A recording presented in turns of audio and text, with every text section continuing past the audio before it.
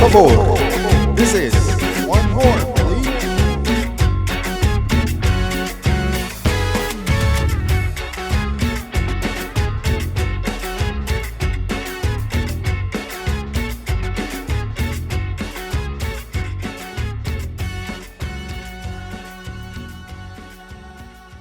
Hello, and welcome to Otra, por favor. Otra, por favor. Man, how are you today, Coque? I'm good, man. I'm good. I'm in Houston right now, so we're doing this meeting via Zoom platform, but it's exciting because we got some really exciting guests, don't we, Richie? Man, you know what? I'll tell you what. As you guys know, our platform is to have conversations that relate to football, vida, and cultura. And when we talk about vida, cultura, and football, it's not just in one city, but I believe it should, it's a worldwide thing. So, and today we have the honor to have two guests that are not in Austin, but actually on the other side of the country. They're in Los Angeles. If you guys can introduce yourselves. José, go ahead. Tú, güey, tú primero, que siempre lo haces en el podcast, tú primero, dale. Bueno, ¿qué onda, banda? Mi nombre es Julio Ramos, conocido en el bajo mundo, sí, como elchivamayor, y somos aficionados de Los Ángeles Fútbol Club, el pinche club más chingón de la MLS. Y bueno, muchísimas gracias por la invitación, carnal. La verdad que estamos súper contentos de estar aquí con ustedes. Y acá su camarada José Salcedo, más conocido por toda la banda como Rey, o el Rey Misterio, contento de estar en este podcast, compa, que nos vamos a pasar chido con estos vatos, ¿eh? Se mire que trae un buen flow y vamos a traer un buen cotorreo. Sí. Otra, por favor. Igual, gracias a todos. Y ya agarraron su cheve, ya agarraron algo para tomar, porque este se pone largo. Una agüita, lo que vamos a darle, carnal. Sí. Lo que yo quería, antes que nada, la razón por la cual los quería invitar es porque yo quería escuchar su perspectiva en nuestra sección de fan de análisis, de su experiencia al ser parte de la 3252, al también formar parte de cuando se fundó el equipo, cómo fue el proceso, y hablar un poquito también del partido que tuvimos acá contra Austin. Bueno, ustedes que estuvieron contra nosotros. Lo chido es, déjame darle un poquito de lo que yo vi, es aquí hay una cervecería que se llama Hop Squad, y los de la 3252 hicieron su marcha de Hop Squad al estadio. Y lo que me gustó fue de que en esa noche estuvieron los de Los Ángeles y también nosotros en el mismo lugar pasándola chido. Y es algo que quería decirles que aprecio mucho. La banda que tienen ustedes es buen pedo y las cheleamos ahí con todo. Yo llegué a la casa tarde, pero valió la pena la cruda. Oye, compa, si me permites, antes de entrar en esas preguntas, solamente un mensaje para toda la banda que nos va a estar viendo después y que va a tener hate. Cabrones, el fútbol de eso se trata. El fútbol se trata de convivir juntos, y como siempre lo hemos dicho, compadre, mientras los 90 minutos que estamos en el campo, somos enemigos, pero después de ahí o antes de, la podemos cotorrear chido, podemos tener un podcast juntos, y espero que no sea, y que yo sé que no, como los podcasts que han hecho los compas de Carson, güey, que le editan todo y nomás ponen lo que hacen a uno ver mal. Yo sé que acá no es el pedo así, porque tenemos buen cotorreo con la banda de Austin. Para los haters, por favor, de esto se trata el fútbol, de convivir, de hablar con gente que habla el mismo idioma que tú, que es el fútbol. Exacto. Así es, compa, la neta, fíjate que pues yo te podría decir que son de las cosas que más gusto te dan, ¿no? Uh-huh. A nosotros como aficionados que tenemos años involucrados en este desmadre, que le hemos abierto la puerta a muchas hinchadas que han venido a visitarnos a Los Ángeles, que se regrese, pues, como se dice, esa vibra, esa energía, uh-huh. Pues te da un chingo de gusto y te da más razón de seguir haciendo y seguir compartiendo con toda la gente que honestamente siente el fútbol en el corazón, que son apasionados y que no son una pinche bola de vándalos, porque sabemos que hay un chingo de cabrones, ¿eh? Sí. Aquí lo único que puede que haber traigan trancazos, porque yo aquí soy la minoría, soy el único águila y aquí hay 3 chivas, ¿no? ¡Órale! Eso, hermanos. Nada, para que vean. Aquí se apoya todo lo que han dicho. El fútbol es algo generacional que compartimos con nuestra gente, nuestras culturas y familia. Y fue algo bonito ver la afición de Los Ángeles, cómo se ha portado con la afición de Austin. Nosotros cuando hemos visitado a Los Ángeles nos han tratado bien, y aquí espero que también nos han tratado bien a ustedes. Es algo bonito ver que la banda se lleva chido, pero que dentro del campo, ahí es donde se entran los trancazos, donde hay un poco de pleito, pero de eso se trata ese bonito deporte de la competencia.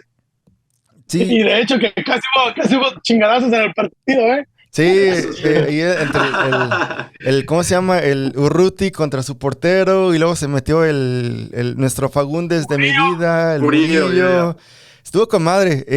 Creo que ya me faltaba un partido de esos acá calientito, donde al final de cuentas todos se saludaron, todos se la pasaron chido, ganamos nosotros, pero fuera de ahí estuvo bien el ambiente. Estaba... Sintió como playoff. Oye, nada más. Sí, oye, nada más, ya sé que ganaron ustedes, pero aunque hayan ganado, cabrón, los pinches breakfast burrito de Texas no son mejores que los de California, cabrón, y los tacos, Digo, porque ese es el clásico del taco, del breakfast, no sé cómo chingados le están llamando, hay mucha banda en Twitter. Quiero que sepan que aún así nuestra comida está más buena, chingada. Fíjate que... pero no notaron los suficientes goles para ganar el juego. Eso sí, que ahí sí, no lo vamos a negar. Oye, y aquí el que salió pagando los platos rotos fue Giorgio Chiellini, que se metió a querer calmar la bronca. Sí. La MLS, oh, sí, lo van a multar, sí. No sé de cuánto sea la multa, pero acaba de salir esa noticia. O sea, él trató de calmar la situación, pero aquí hay otro reglamento, ¿no? La MLS.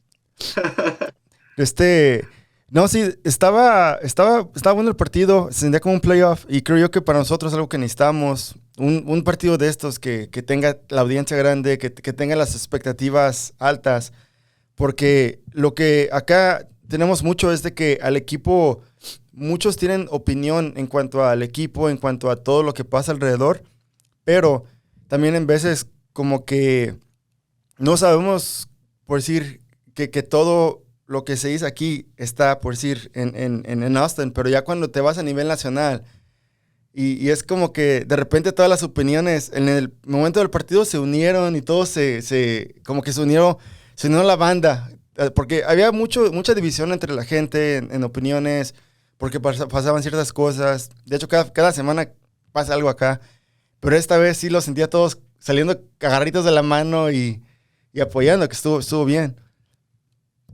Fíjate, lo que mencionas tú, carnal, ese partido, ese gane lo necesitaban ustedes, y yo pienso que esa derrota también la necesitaba el AFC. Ajá. O sea, ese partido literalmente fue un reality check, porque nuestro equipo pues crea muchas jugadas de gol, se ha posicionado muy bien. De hecho, en ese momento todavía estamos en la punta de la tabla, pero fue como un despertar a tiempo, ¿no? Porque la temporada todavía no termina, pero el equipo de nosotros era como que la manera como que estamos jugando, siempre sabíamos que íbamos a tener muchas oportunidades de gol. Uh-huh. Y desafortunadamente en este partido sí hubo, pero hubo mucha frustración. Uh-huh. Siéndose sincero, antes del juego yo estaba con algo de nerviosismo, viendo cómo se ha reforzado el AFC y la manera que se ha llevado la temporada, siendo superlíderes de la liga. Y más que todo, viendo la situación de Austin, como iban batallando contra equipos de media tabla o baja tabla, yo pensé que ese iba a ser un partido muy, muy difícil para Austin. La verdad que quedé muy sorprendido de la manera que salió Austin, y también desconocía a LAFC. O sea, yo los miraba en papel antes del juego y decía, cabrón, no, va a estar bien difícil. Pero cuando empezó el juego y vi el ritmo, la intensidad en que estaba jugando Austin, y también como que noté los jugadores de Los Ángeles estaban incómodos, no les daban ese tiempo de crear jugadas, la defensa y la presión de Austin, y dije, no, tal vez ese partido me va a dar una sorpresa.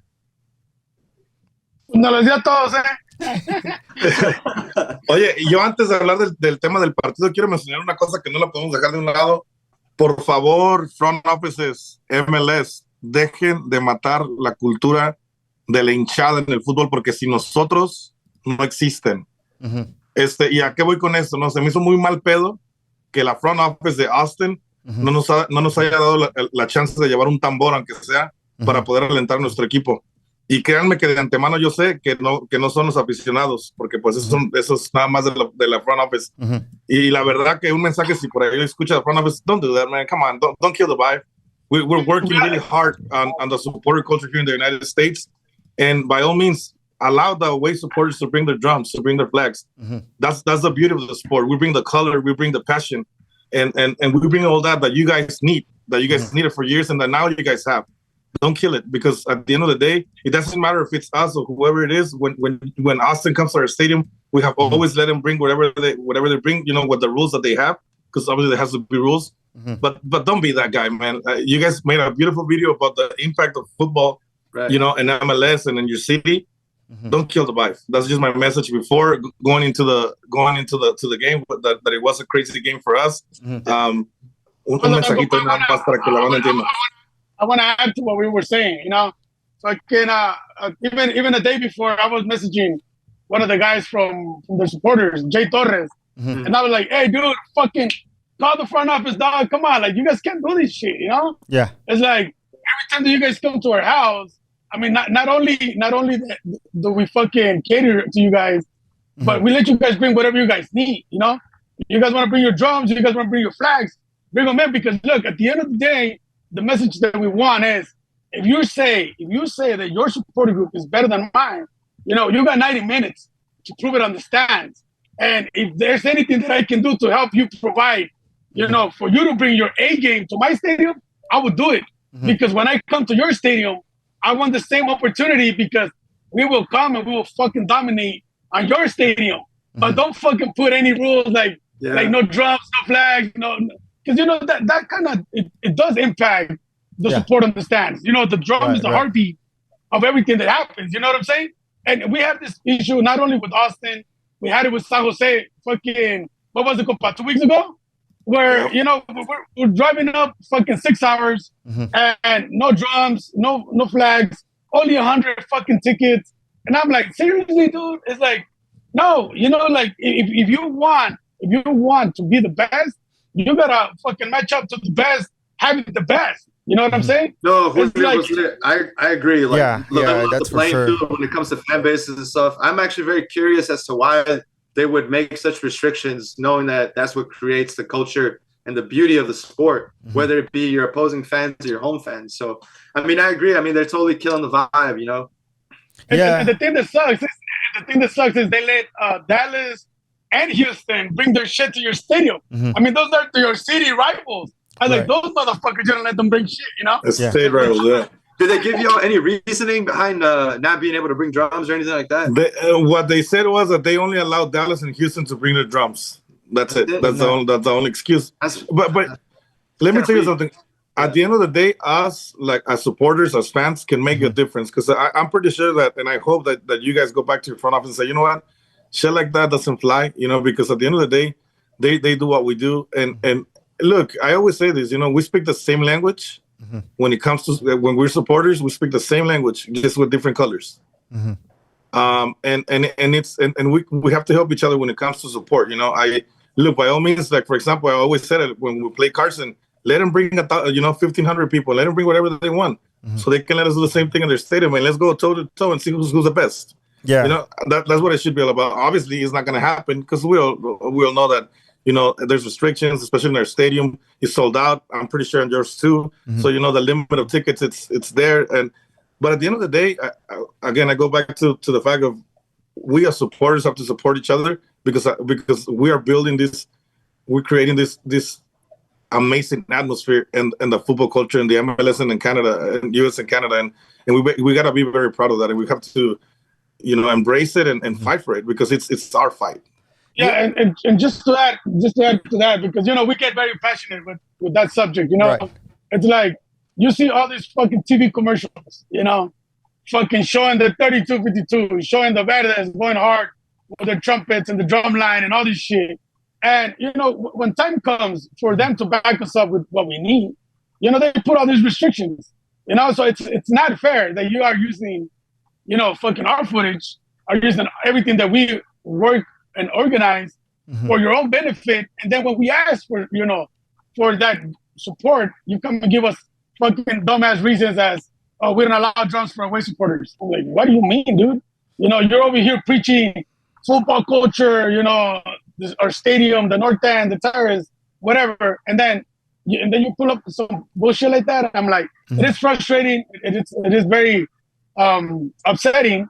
But it's like we've been trying to come to Austin deep, because we want to come deep because we see that your city is badass. But unfortunately, we have not played a game on the weekend. You know, we play during the week, and this past game, which was on a Friday. Yeah. But we've been trying to organize or choose to roll deep like we have done to other stadiums in fucking New York, even León in Mexico, with over 1,000+ fans. You know, Mm-hmm. I mean, and that's what it's about. You want to incentivize the travel for the people. You know, there's no more better experience for fans that go away and support the team. Mm-hmm. Because like we always say, away days are the best days. It's you versus the team. It's you, the guy that you never seen in the stadium, but it has a shirt just like yours, and it's you two guys against everybody else, and that builds a bond. Mm-hmm. You know what I'm saying? And when we have people like this, kind of like blocking, you know, the movement, because you know you think about it, you know, like, well, they're not gonna let us bring drums, they're not gonna let us do this, they're gonna, you know, fuck them. I'm not gonna give them my money. Yeah. I'm not gonna fucking spend $150 on a fucking plane, play hotel, food, drinks, and they're still gonna restrict me with what I want to do. You know what I'm saying? So I mean, it's a give and take. Like when you build that pyramid of saying all that comes into the logistics of traveling away, and you know you have people just saying no because we don't want to. I mean, that should never be the answer. You know, that's why we have ways to communicate and talk about. You know, I'll give you 20 flags. You give me 20 flags. I give you 5 drums. You give me 5 drums. Go do your shit, you know? Right. And that's what it should be about.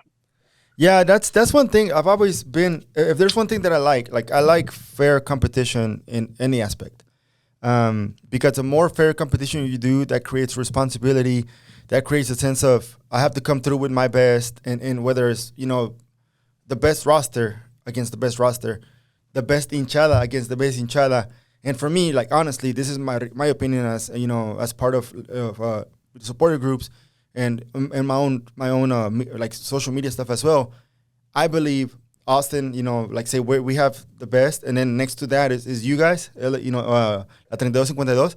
And this game, because it was nationwide, would have been a great opportunity to portray the passion that both supporter groups are bringing.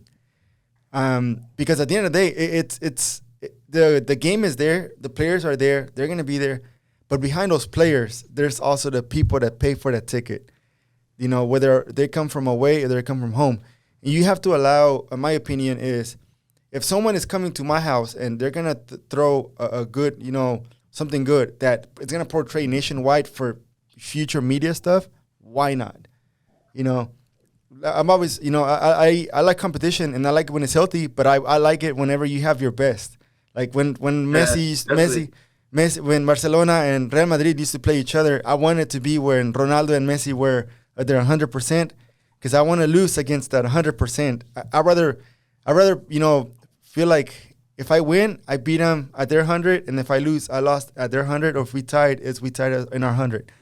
And yeah, I think there's something to be said about fair play and keeping it fair, but you know, that's a very noble sense. It's something that not everybody has, and apparently our front office doesn't have it. So I think the message is loud and clear. You know, I thank you, Julio Jose, for kind of opening up this perspective, because, you know, I heard about some of the limitations that they were putting on the away fans, especially the LAFC fans, but I didn't realize how much of a negative impact that it could have on the league. And so you guys kind of brought up those very, very good points. So the message is very loud and clear to the front office, like, bitch, don't kill my vibe. That's all it is right yeah.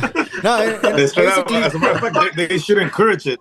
They should encourage it, yeah. You know, fans to trouble. They should encourage, you know, if you guys are playing us, come to LA, bring it, you know. And sorry, my man, but it's 32-52, and then Los Verdes is the other way around in my end.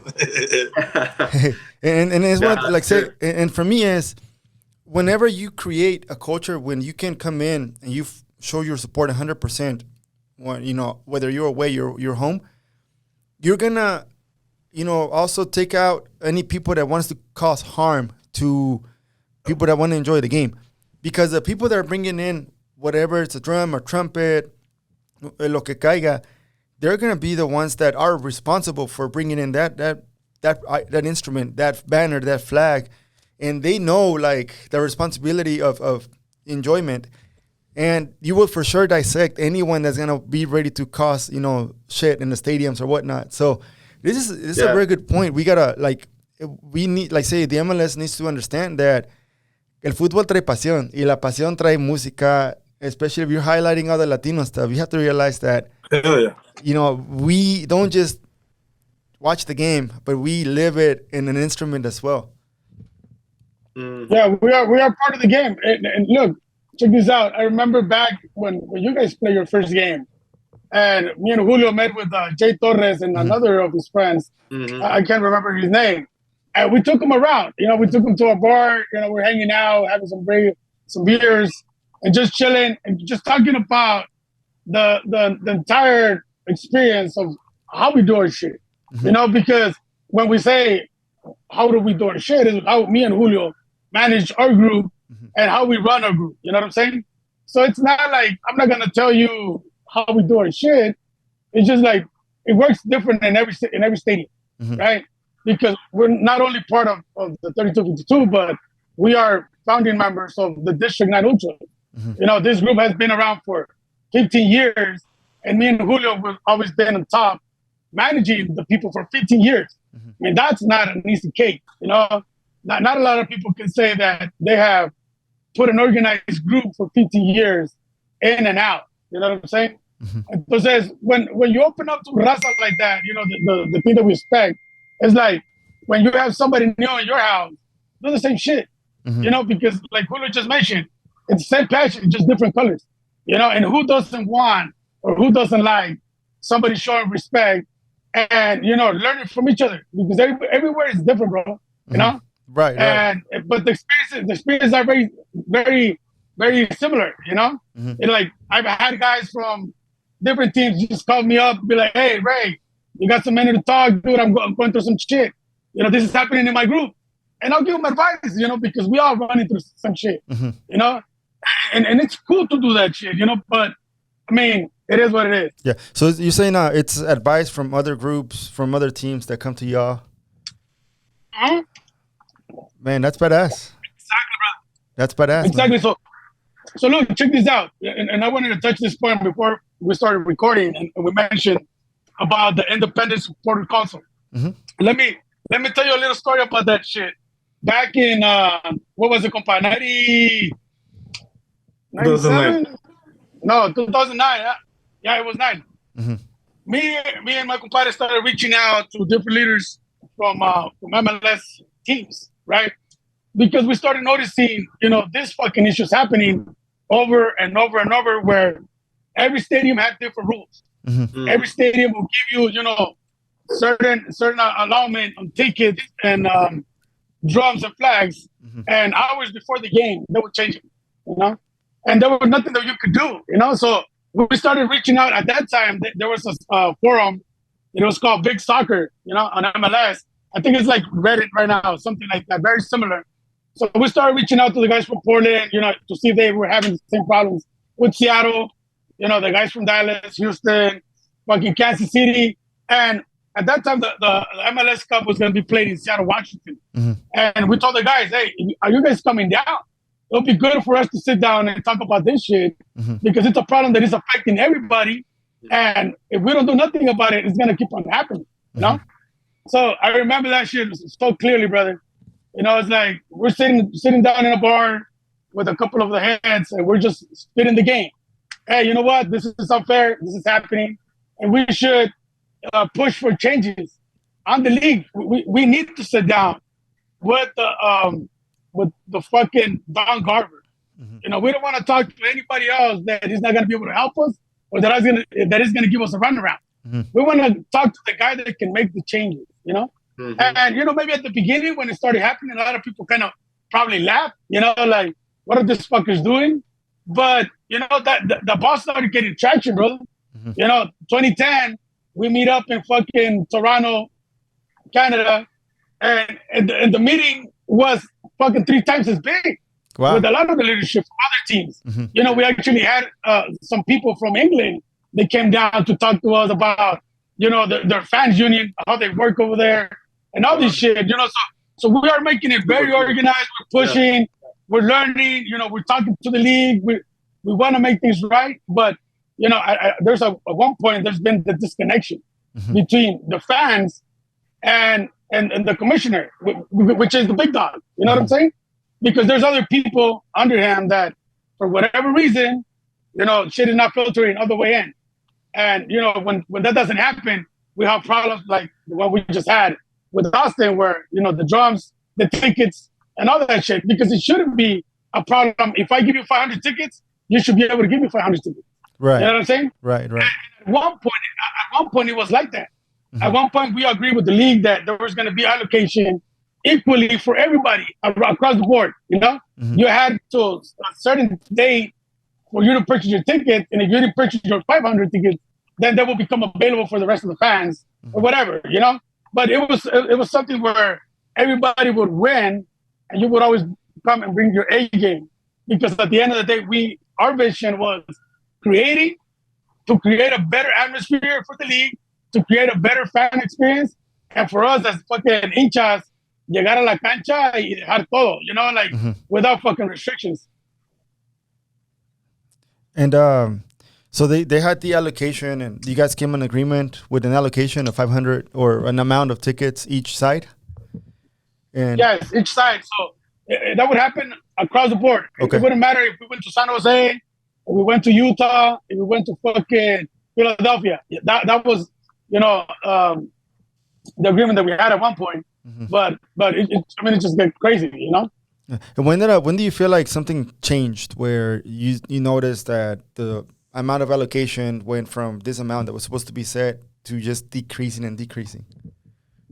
There's people that came into the league and they try to, like I say, block that conversation that we were having with Don Garber, because we would meet with him every year at the end of the year, Okay. And we would have productive meetings. You bring criticism, but positive criticism. Mm-hmm. How can we make shit better? It's not a fucking. There weren't meetings that we were gonna sit down and cry about, just random bullshit just because we want to vent out. It's like, how are we gonna make it better for us to give a better fan experience to everybody? Because mm-hmm. at the end of the day, we want this shit to grow up in our city. You know what I'm saying? Right. And if you bring a kid that takes, this badass experience where he's on the supporter section and they hand him a flag or they hand him a song list and he's fucking jumping upside down and they score and it's just so ecstasies. Mm-hmm. This kid's gonna take the shit for the rest of his life, and he's gonna keep on coming back. Mm-hmm. You know what I'm saying? And that's bigger than the game. It's bigger than the game because you take it away from the stadium and you bring it back and share it with someone else, and they share it with someone else. Creating that culture. It's unfortunate that you guys have faced some kind of difficult experiences with trying to continue to grow that culture within the league, and it seemed like you had a direct channel to Garber, and then it got cut in between. But I wonder what's the reasoning behind that. Why would they try to create a disconnect between the fan base, the support groups, and the league management? I don't understand. It seemed like that was a good relationship with constructive feedback and good meetings and productive. Yeah, we're gonna push back again. Hopefully we can get that restored. Well, the answer is simple, bro. They bring somebody in from England. His name was Ray. I forget the last name. Mm-hmm. And he would try to treat us like if we were treating the hooligans back in England.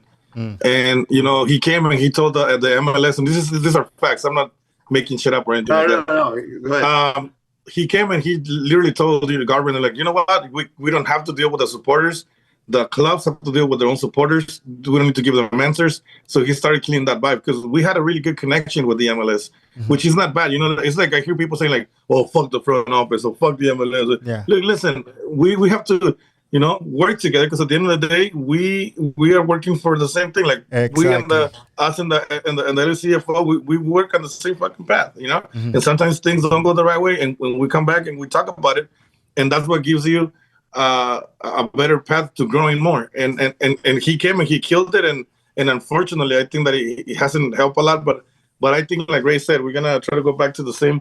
And he's not on us anymore. Thank God the Independent Supporter Council is not just for MLS now. It's USL, it's women's soccer, and it's big, it's huge. It has grown a lot, and we have a voice there. But we really hope that things can change and go back to having that direct conversation more than just an email with Stonebreaker or a meeting or a gathering with Garber and like before, But at the end of the day, I think we're doing things good when it comes to all of that. It's not perfect, but the culture, the supporter culture, and the MLS is making a huge impact around the world. And I love to see, stadiums like your stadium, be loud and be passionate. And nowadays, people cannot say that we're fucking, plastic, that we're fake, that that we don't know soccer, that we don't know football. Because it's not true, because most of our stadiums are soccer-specific stadiums, because most of our stadiums have very passionate supporter groups. And we may not be from the city, but we live here and we love the sport, and we bring that passion to the city that has adopted us, and hopefully in the future we can make things better for the away games, and that should be our homework. All of the hinchadas, that should be our homework. That's good. I like that. No, and I like that. You said something important, that we are not from here specifically, but we live here. Like I'm from, I was born in Mexico City. I grew up in America, and then I moved to LA in the 90s and Houston for 15 years, and I moved to Austin in 2015. So I grew to be fond of Austin, the city, everything surrounded, just, has some pretty cool things. And then literally where our studio is at, it's about a block away from the stadium. So seeing that, stadium building from ground up every day, the process, te da más cariño. Hell yeah. And you feel like it's more like yours. So, of course, whenever we get a team, I'm going to go at it. And, this is my team. Like, this is where I live. This is my support. And this is, my like, I have friends that have said, like, you came to my hood. So, you coming to my hood, I should have some type of right to know and get access to what's going on with the players, with the team, because we're the ones that are supporting it. We're the ones that are putting in our money, our effort, and a lot of it, most of it is not our heart and soul. Paid. Yeah, so you should actually appreciate it instead of bringing it down or taking away from it. 100%. But man, that's good. I honestly I didn't know about the whole independent supporter council. I didn't know about that. I didn't know about any of those meetings. But that's some good history right there, and I think that ties a lot to our culture and to football as well and life. Because at the end of the day, it's our life. It's what we enjoy every day. It's what we look forward to. Lo sudas, lo vives, lo comes, lo zurras, lo sueñas, todo. So, I mean, for those of the people that are going to listen to the podcast, just check it out. Just Google it. The Independent Supporter Council, and you'll get the information there. There is a way for new groups to register. There is a process. We meet once a year, and those meetings, man, are so fucking badass. Okay. I mean, the meetings happen all over across the country, and we meet with the people that live it just like us, and we share our experiences, we share our frustrations, we share how we do different shit.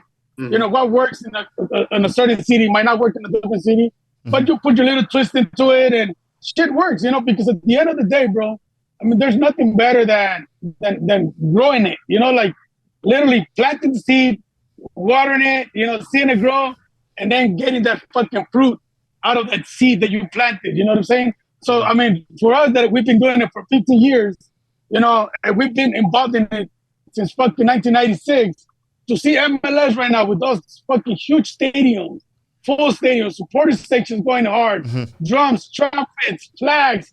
To us, it's like, fuck yeah, that's badass, Nice. All these fucking teams now, like, you cannot say that this is fucking plastic.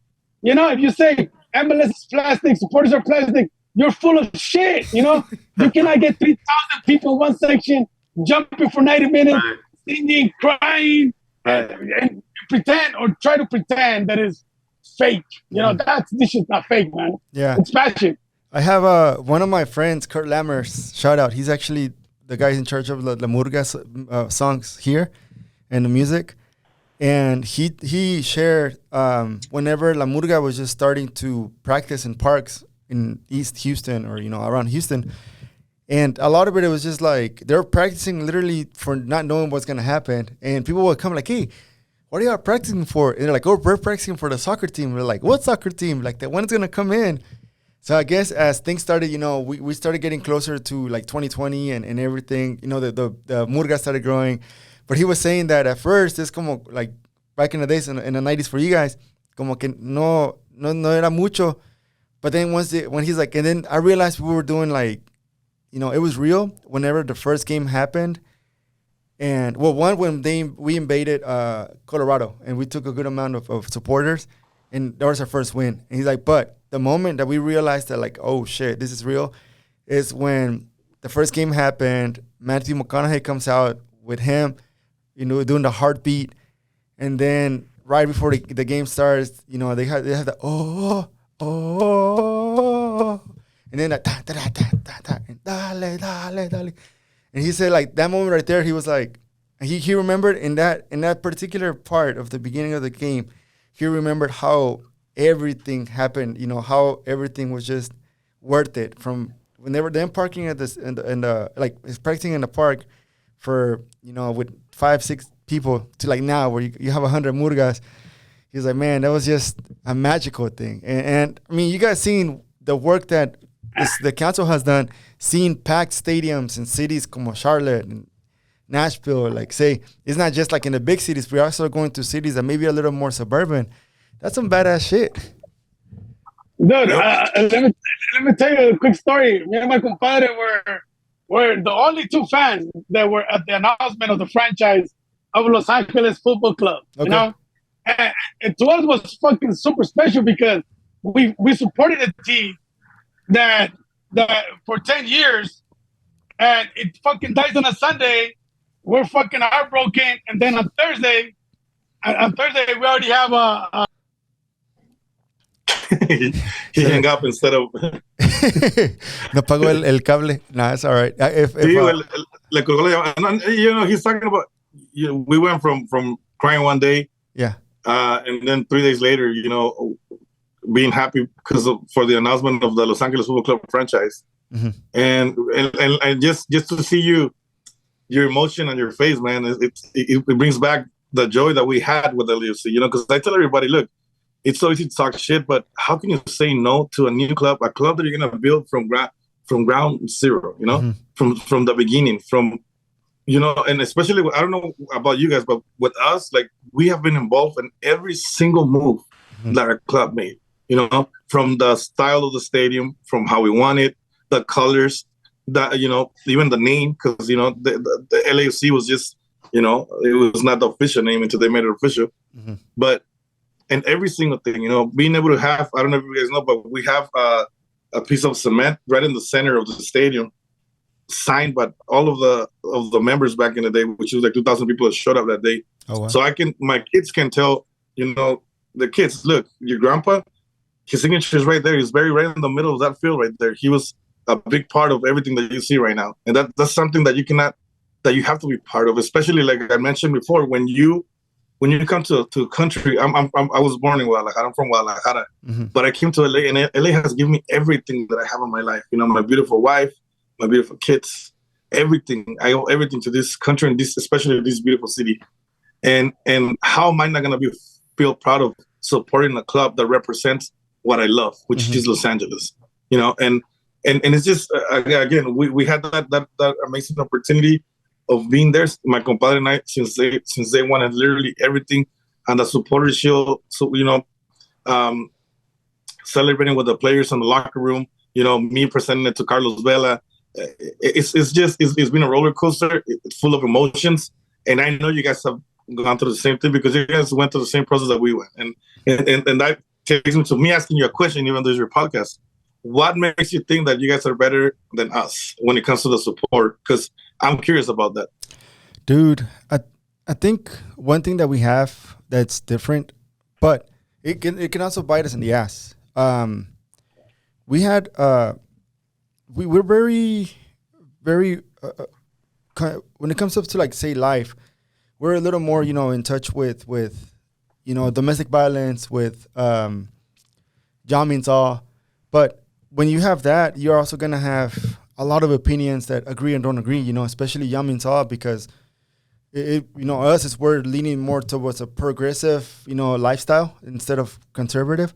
So it's for me, it's a good thing to have. Like, I enjoy what we are doing in that aspect of community, and trying to just not just be a supporters just in a stadium, but also outside of it, going to community events, La Murga playing there and doing all these cool things. Like, let's say there's a charity event, we bring in La Murga, and we bring several members and perform for 10 minutes. Most of it is like last minute things. So I don't know if, like, say La 3252 does it, pero now there's another challenge that I've noticed is just, like, say, when it comes to what do you do when it's a public thing, and La Murga is now a public name, La Murga de Austin. The reason why I'm saying it is, in April, I don't know you guys how much impact it had in LA or not, but there was the case of Cecilio Dominguez. He pretty much ended up having, it was the second time he had allegations of domestic abuse. So the amount of support against him was, for the most part, majority, but there was also the minority part. That caused division in people that took his side and people that, stood against him. So the Mother's Day game here against LA, against Galaxy, that one was one of the hardest emotional, mental games that I've seen in the stadium because it felt divided. It could have been a very good game for celebration, and there was also like national, television audience that were going to watch us, but we ended up staying quiet for 10 minutes in the game and ended up just, not playing our songs. So then that was, you can see the divide between us and the people that were having his back, saying like, hey, he's not guilty of this allegations. But I think for more so, it's just like what La Murga was trying to do is trying to build a precedent of that won't be, we're not going to tolerate that type of behavior here. So behavior, of course. Yeah, and I think like that like for me is what makes us the best is the fact that we're not perfect. The fact that we still stand with a Yamisa, and at the end of the day, like the fact that we're gonna sing, like we're gonna be louder when we're down. That's the motto. And we've had some games where we come back and just because of the chance, the players feel it and they're like, oh, we got to come back. So I would say what makes us the best is just the fact that we say even louder when we're down. Exactly. Well said, Richie. I think anybody that steps into Q2 and that has been through those emotions and has been through those comebacks that we've been through, especially this season, will know that like we really are a fucking amazing group of supporters of Austin FC fans and supporter groups. And it's really hard to compare our group to your group and say which one's better. There's different metrics. We're different types of people with different values. But what Richie's getting at is that the city of Austin in itself is, likes to think of themselves.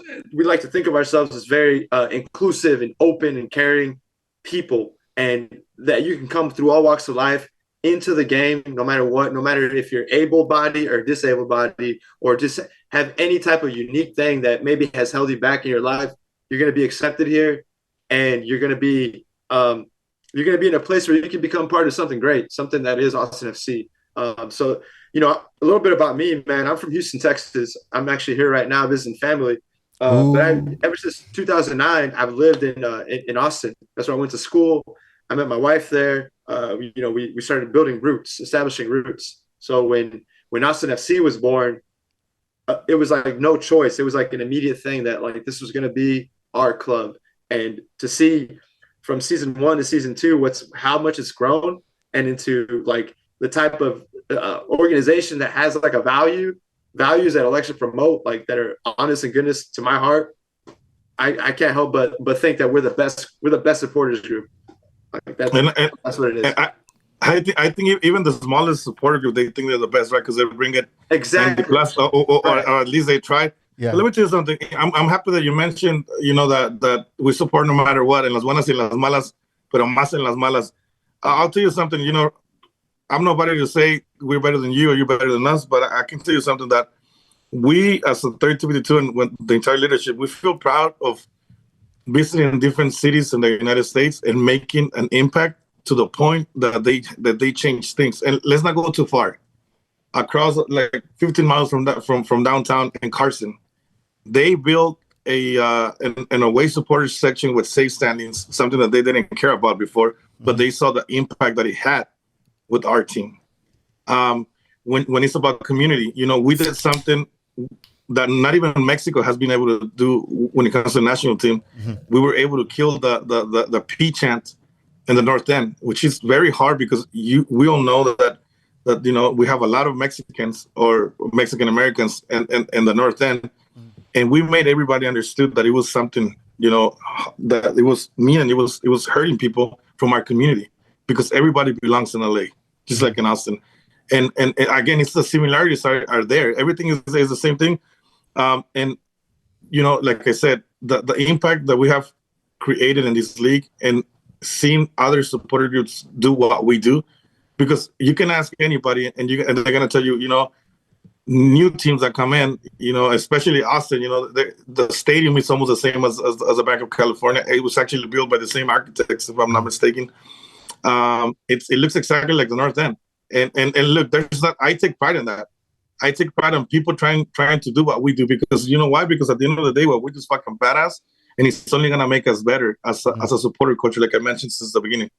So for me, I think that the 32 has bring a different vibe to the MLS, and from then on, there's gonna be new teams coming in that are probably gonna do better. I don't know, hopefully not, but if they do, it's because they've seen the good things that we have done, and it's something that we'll have to embrace. Again, you guys are doing a tremendous job, bro. Like I hate the fact that I couldn't go to Austin. I really want to go visit your stadium because it looks fucking badass, the atmosphere, everything, and it looks very similar to what we do in the Bank of California. I mean, again, at the end of the day, give me 1 second. At the end of the day, it's what we're building is fucking amazing, and that's what matters to me. Hell yeah. Yeah. And just to add to what you were saying, it's like every team that is coming into the league, they have expectations, right? They're supporters. They have teams that they look at, and they'll be like, dude, we want to do what fucking Austin's doing. We want to do what LAFC is doing. Yeah. We want to do what so-and-so is doing, And I'll tell you a quick, story about how the support on the stands changed, right? Because MLS starts in 1996, and their support was okay, you could say, but in 2005, fucking RSL, which is Real Salt Lake, and Chivas USA come into the league, Team 9 and Team 10, and Chivas USA brings the Guadalajara supporters, La Legión 1908, and they're bringing the fucking hardcore Barra Brava style from Mexico, and dude, it changed the game. All of a sudden, everybody wanted to compete and be like the fucking Chivas USA supporters. Because the color, the guante, and los murgas, the flags, the confetti, the streamers, all that shit, it was so fucking badass, right? And it comes to a point where fucking you take it up, step it up a notch. You see fucking Seattle Sounders, they come in, fucking stadium, fucking huge, tifos, all this crazy shit, right? Everybody's like, fuck, look at Seattle, dude. It's amazing, want to be like fucking Seattle, want to be better than them. Then, boom, Portland comes in, fuck, those fucking tifos are sick. Yeah. We want to do the same shit, we're going to do it better, boom. And it keeps on raising the bar, That's true. But the message is the teams that are going to come in, they're going to be looking at Timbers, Seattle, fucking Austin, LAFC, fucking, that would never look at Carson because they're all divided and they're supporting shit. But they'll look at any other team in the league because, we're raising the bar, bro. I mean, every team that is coming in or every group that is being created wants to be better than what it was before, And it keeps everybody on their toes. Nobody can get comfortable, Nobody can say I'm the best and special boss for a year because guess what? There's other people working hard. Yeah. And they're going to take their spot, Yeah. You can put out, at the end of the day, it's like you got to put all of the whatever, challenges and divisions aside within the groups. And build from there. Like say, because like for me is, yes, there can be different point of views or everything. Jorge me acaba de mandar un mensaje que se le fue la luz. Le tumbaron el Wi-Fi. Yeah. So, and yeah, man, the at the end of the day, it's like we got to do the work because someone else will do it. That's what I take. And I think what we have done in the supporter groups environment as well has been just the, whenever you're watching an MLS game, it's not just a ESPN broadcast BS type of thing. And it's actually a real game with loud people. I hope they change los comentadores, the broadcasters, because Austin has pretty good ones, but like ESPN in general, the English ones, they're super quiet. They're go.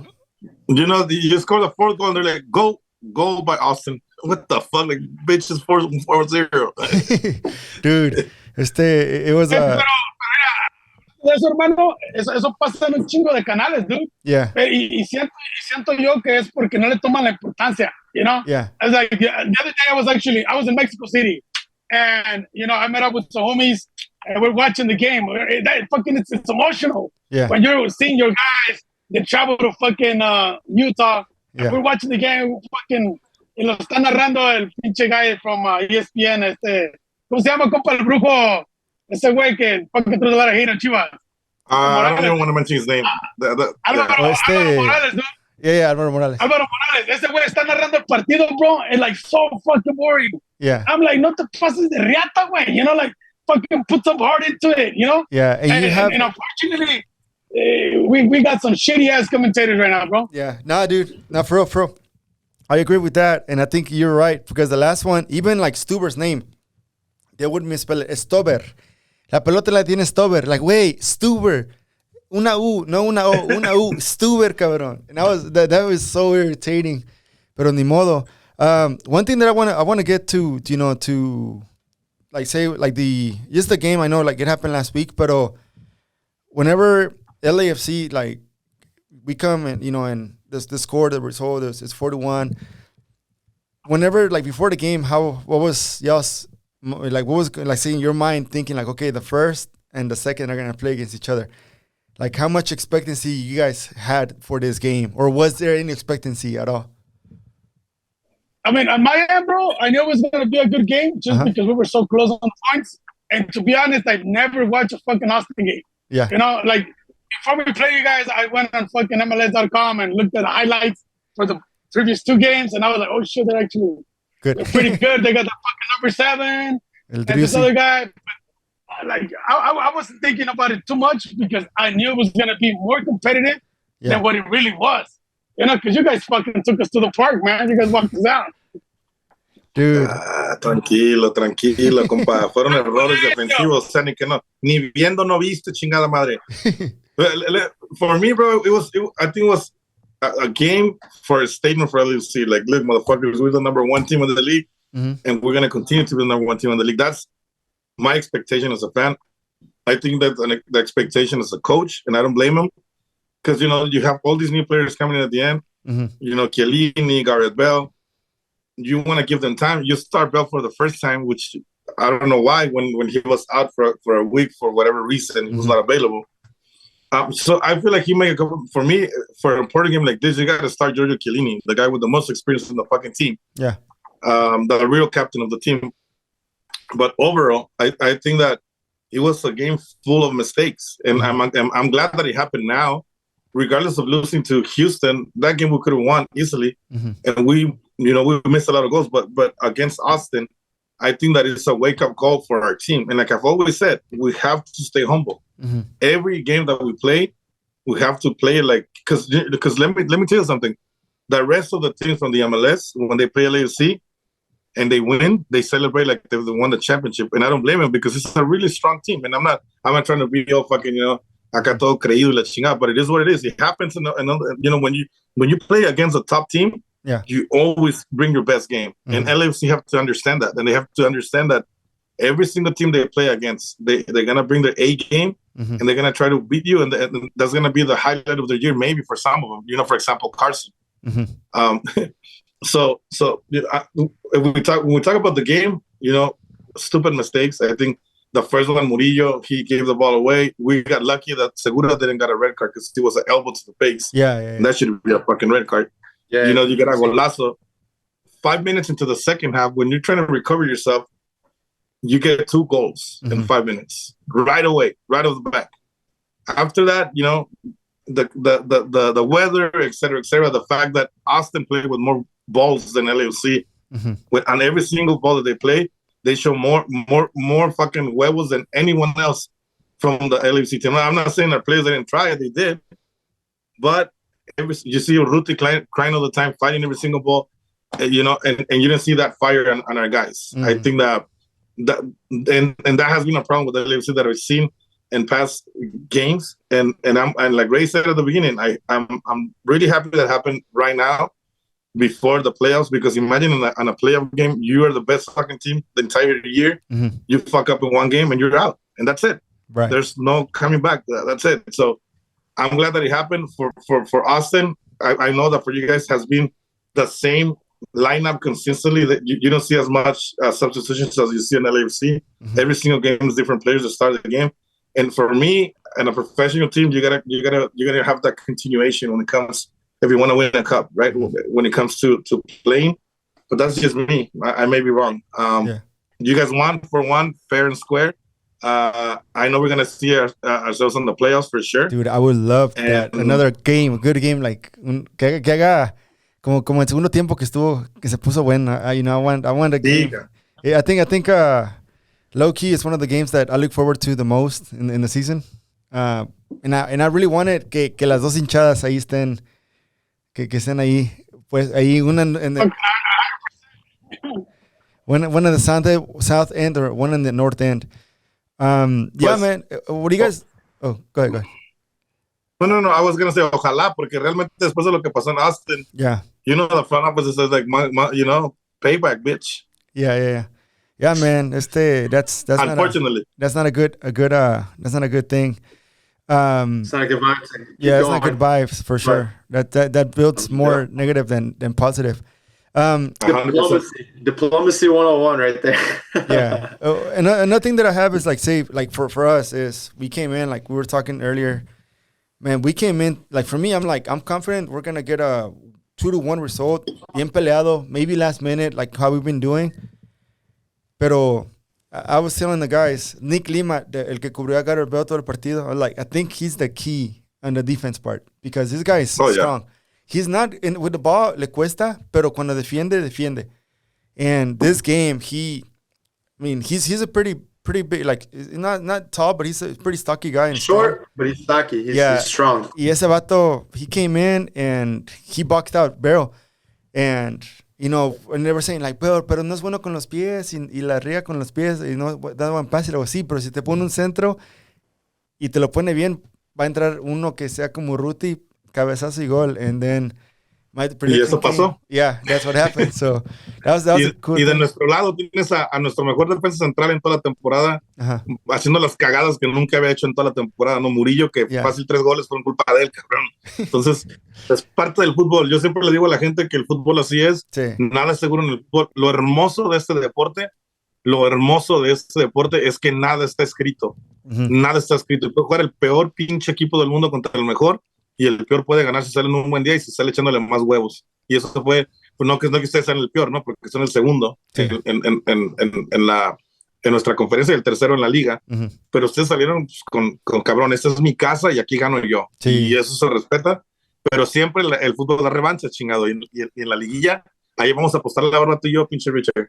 Pinche barba y bigote, güey. No sé, chingo su madre. De una vez aquí que quede grabado. El pelo, a ver quién lo pierde. Pues estamos igual de pelones los dos, güey. I could bet my beard too if y'all want. Va. I'm down for a bet. I don't back out. You know, la barda o qué. Let's do it, my brother. Aquí que ya quedó grabado, y cuando sean los pinches playoffs que nos va a tocar, yo sé que nos va a tocar en la final. I would love to play LA again in the playoffs. Honestly, man, yeah, we were talking about Nick Lima and the way our defense played.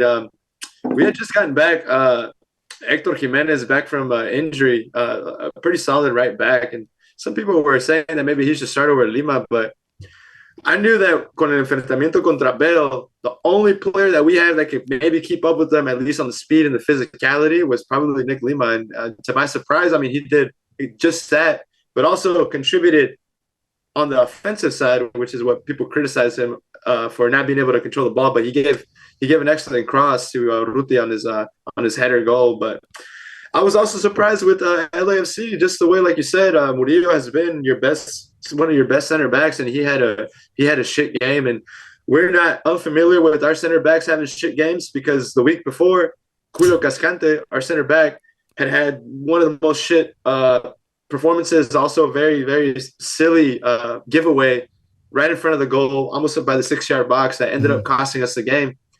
And he came back in the LAFC game and gave a solid performance, and it was just a great thing to see.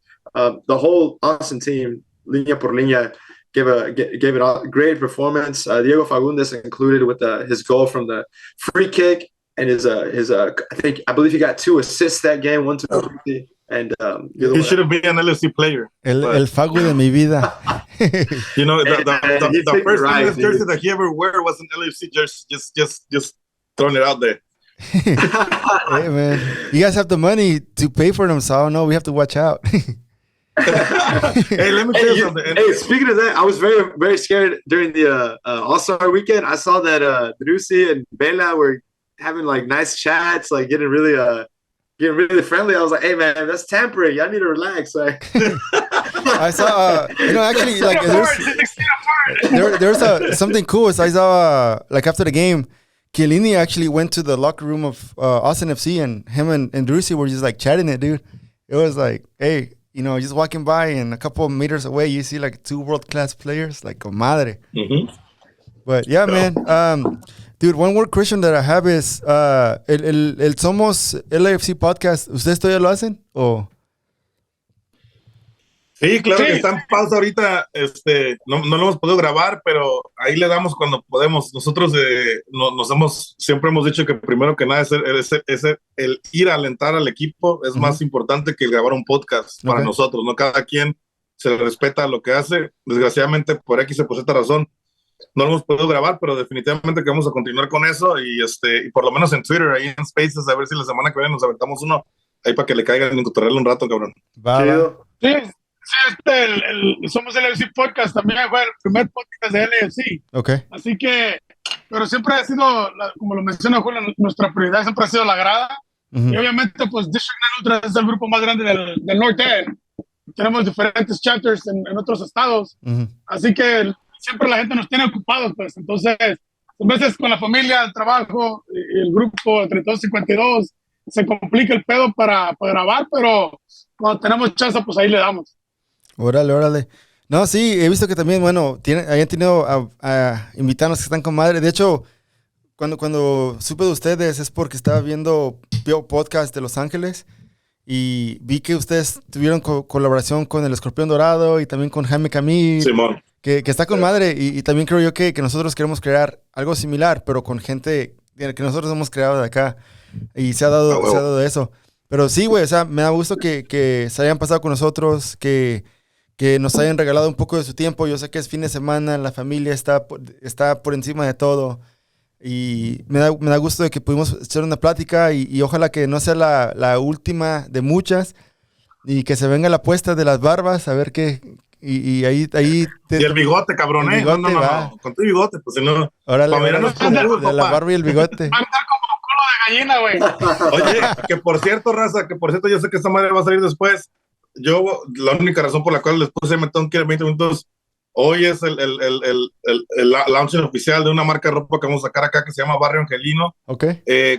Obviamente, pues es una marca de ropa para promover la cultura del fútbol, no solo en los hombres, sino también en las mujeres. Y a base de las ventas de esta marca de ropa, pues vamos a ayudar como podamos a equipos de fútbol de niños y a coaches en diferentes formas. Entonces, hoy es el lanzamiento oficial de Barrio Angelino, marca de ropa deportiva para niños y niñas. Y pues bueno, los invito ya a que después ahí le den un like y un follow a las plataformas de Barrio Angelino, y de verdad que muy agradecidos con la invitación aquí. Sí, A güey. ustedes, muchas gracias por acompañarnos. Sí, nos Ha mandan sido el un link. placer. Ojalá que sigamos esta colaboración la pasamos súper chido. Ojalá que algún día nos conocemos en persona también. No nomás, nada más en Zoom, una chela. Otra, por favor, ¿no? Otra, por favor, Sí, chinga.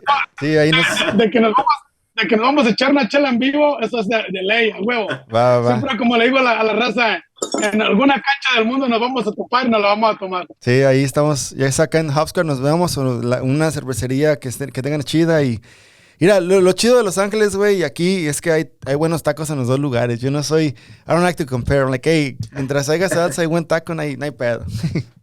Mientras que no seas, güey, de los que dicen que Whataburger es mejor que In-N-Out. No, hombre, güey. Somos compas, Hell no no, mames. dude. In-N-Out is the best. In-N-Out is the Digo, best. porque es que la banda de Texas quiere decir que el Whataburger es better than In-N-Out, la neta. No, oye, aquí no estás peleándonos esos güeyes haciendo el dinero. Pero ya en serio, carnal, mira, y si usted, raza, ustedes que vean o que escuchen este podcast en un futuro, si escuchan la buena vibra que tenemos entre nosotros, no es porque nos la andemos mamando entre nosotros, cabrón, o porque queramos quedar bien unos con nosotros, es porque hablamos el mismo pinche idioma. Sí. Y ese idioma se llama el fútbol y el amor por nuestros colores. Por eso es que nos llevamos bien y entendemos que eso es bien esencial para seguir creciendo en la cultura del fútbol en este hermoso país. Y hermano, al rato, no nada más necesariamente tenemos que hablar del AFC o del Austin y de MLS, cabrón. Hablar de fútbol, Sí. pues es hablar del deporte más hermoso del pinche mundo mundial. Nos echamos Y, compa, una colaboración con el clásico de México, el América Chivas. Ya viene, cabrón, ya viene. Ya viene, ya Los viene. fines de semana, Estamos muy cerca del clásico. oye, compa, nomás para agregar lo que decías, güey, de cómo se da la plática amena aquí cotorreando con la banda. Conocemos a toda la banda que anda ahí con el movimiento Barra Brava y Hooligan, y como dice el dicho, been there, done that, so fucking camínele, compa. Ya no, acá nadie nos va a venir a platicar nada y nosotros estamos aquí para el fútbol. Sí, aquí para pasarla chido con una cheve y ahí cuando escuchen este episodio, primero saquen la cheve o lo que tomen, aunque no tomen, pero que todo sea con buenas vibras. Y si no toman, pues que tomen, güey. Eso va para los chivermanos. No, tranquilo, porque somos 3 contra 1 y puedes salir con problemas. Voy a estar como el fag, güey, tirando trancazos a los mismos, a Oye, los mismos cabrón, también.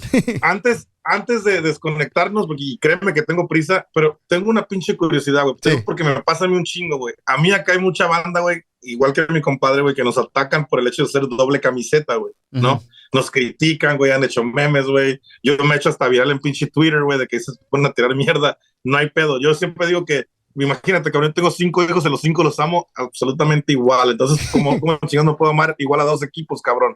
Que es el LAFC y las Chivas. ¿Ustedes han tenido algún problema de que gente les diga, no mames, güey, ¿cómo? Pues no, que muy americanista, güey, ahora ¿cómo vas a apoyar al pinche equipo que apenas empezó, güey? ¿Tienen ese problema ustedes o nomás somos nosotros? No, para nada, yo no tengo ese problema. Sí. Creo que viene más porque tal vez Chivas tuvo su historia en la MLS, tal vez para ustedes, pero no lo entiendo. I don't really get it. Ya, tampoco acá. Y es que a muchos acá también le van a otros equipos. Por decir, tengo compas que le van, que son aficionados a Tigres, al América, al Real Madrid. Hay güeyes que están aquí a 2 cuadras de mí que tienen una ¿cómo se llama? Una peña del Madrid acá en Hopscott, en la misma cervecería. De Dios. Entonces, eso acá no ha pasado mucho, pero tal vez porque pues, todos tienen sus equipos acá. Pero Está bien, chingón. Pero pienso yo que ahí, hey man, haters gonna hate when you're doing something right. 100%, my brother. 100%. Just hate at that point. Yeah. If this is a different league, it's a different league, man. You can support Sí, me. que no mamen, güey, por favor. Sí. Look out of here with that. Chingón, nomás quieres saber eso. Sí. Carnales, yo me despido y la verdad que muy agradecido. Otra, por favor, espero que no sea la última vez que nos invitan. Compadre, gracias por estar aquí también con nosotros, güey. Y por cierto, pues si no sabían, mi compadre tiene la colección más grande de pinches zapatos Adidas aquí en Estados Unidos. And I challenge anyone que diga, ¿sabes qué? No, yo tengo más zapatos Adidas que ese cabrón, a quien sea, güey. La colección más chingona de zapatos Adidas la tiene José Salcedo y esa está aquí en Los Ángeles, California. Y la verdad que pues, es algo muy chingón. Así que, carnales, gracias, cabrón, Jorge, Richard. Estamos con la apuesta, cabrón, Vale, va, ya estás. Buenas tardes. Vale. Pues así nos quedamos. Ahí, manden, puedo poner su link de la red social para que lo sigan y si quieren y si no, no hay pedo. Ahí estamos en contacto. No, Simón, güey, en el Instagram te mandamos toda la información, güey. Va. Bueno, pues yo estoy en Instagram como José Salcedo 101. Ahí tienen el cotorreo, pongo un chingo de contenido de zapatos, camisetas, jerseys y todo el aguante a las gradas. Órale. El Chiva Mayor, papá. El Chiva Mayor El siempre. Chiva Mayor. Sencillito. Y eso sí, no se va a poder poner. Órale, cuídense. Sin miedo al éxito, papá. Órale, raza, se cuidan, se portan bien. Coque, ciérranos. Se le fue la luz. Bueno, ahí estamos en contacto. Que les vaya bien. Esto fue Pásame Otra, por favor, desde Austin y Los Ángeles. Chao. Saludos. Chao. Bye. Salud, China.